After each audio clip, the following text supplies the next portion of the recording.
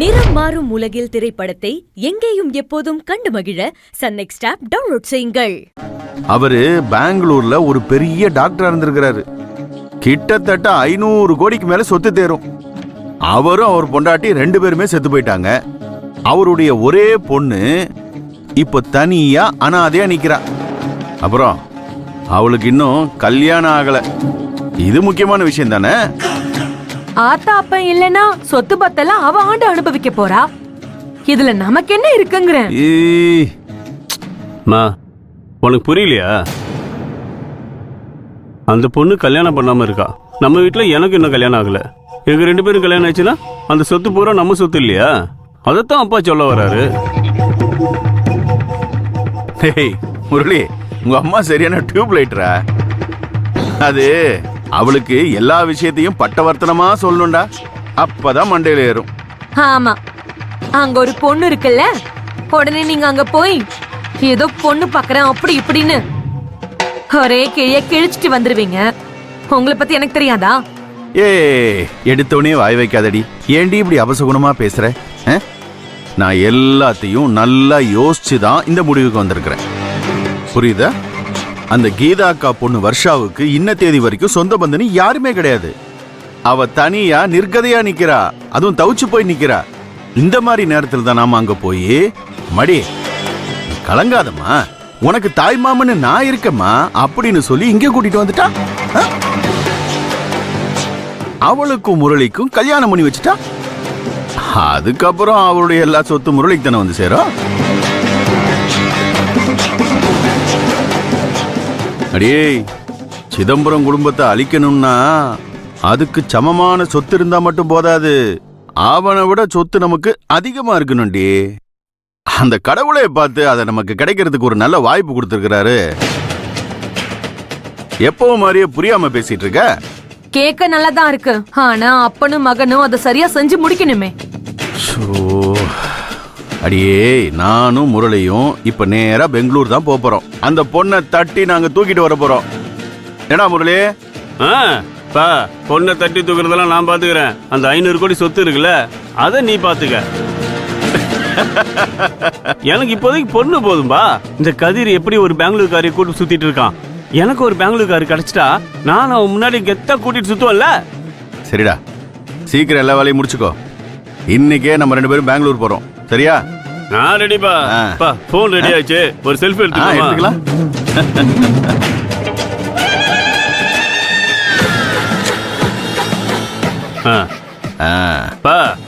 பெங்களூர் போறோம், பொண்ணை தட்டி தூக்குறோம். அது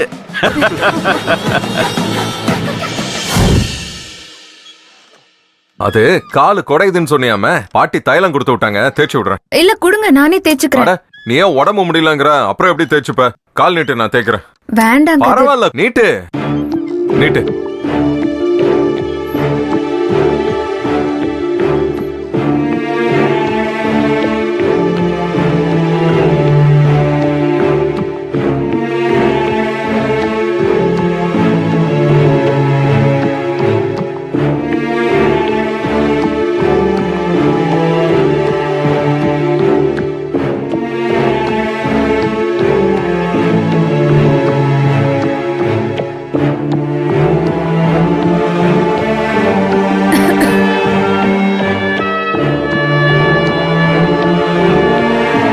அது சூடு பறக்க தேய்ச்சி விட்டோன்னு வையன், ஜோரெல்லாம் சும்மா சிட்டா பறந்துரும்.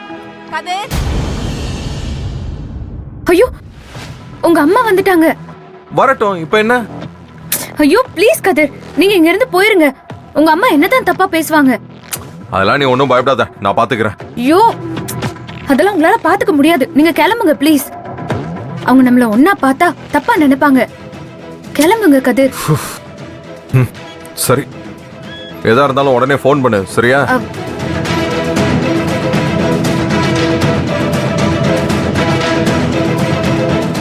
கதிர், கதிர், டேய் கதிர், கதிர். ஐயோ, அம்மா உள்ள வந்துட்டாங்களே.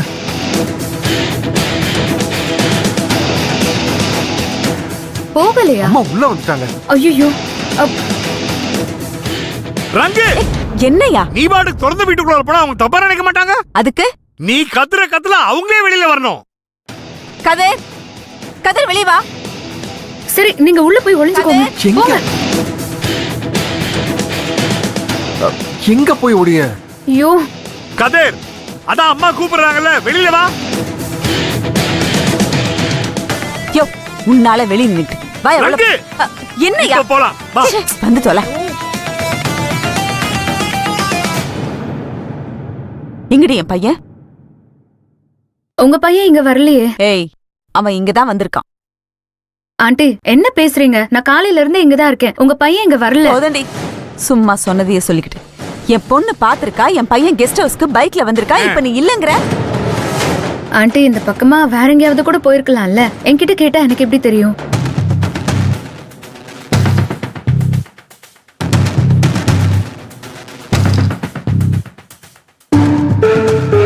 இவன் என்ன பைக் எங்கே விட்டுருக்கா?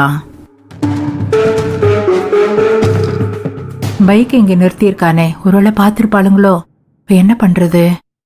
எக்ஸ்கியூஸ் மீ, தகுந்த ஆதாரம் இல்லாம இந்த ரங்கநாயகி, ஐ மீன் என்னோட மிஸ்ஸஸ் இப்படி கிளம்பி வரமாட்டாங்க. கண்ணால பார்த்த சாட்சி இருக்கு. We have the eye witnesses. கண்ணால பார்த்த சாட்சினா கதிர் என் வீட்டு பக்கம் வந்தது தானே பாத்தீங்க? வீட்டுக்குள்ள வந்ததை யாரும் பாக்கலல்ல?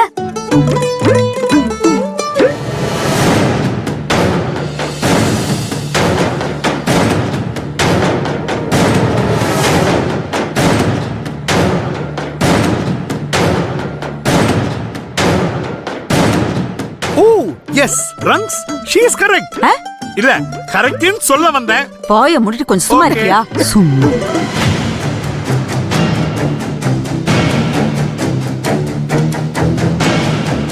நர்மதா,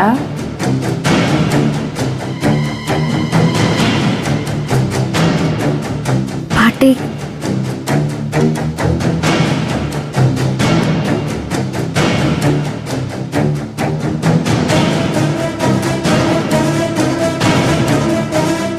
என்னாச்சு?